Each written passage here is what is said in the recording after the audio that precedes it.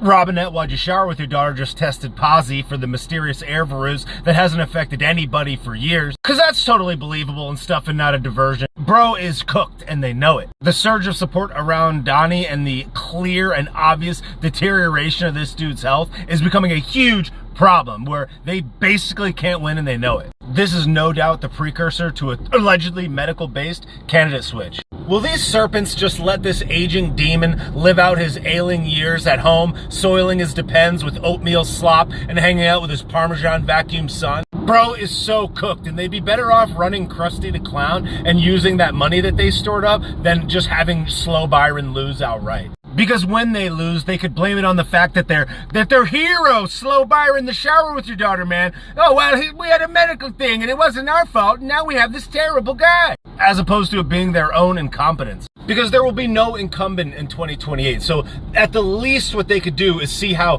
Krusty the Clown or whomever would perform in his place up against Donnie. Like this dude basically falls on his face during the debate and they're like, no, he was sick, he had a cold. Then he goes to an event right after and shakes 100 people's hands, talks to people. It's like, did he have a cold, you demon?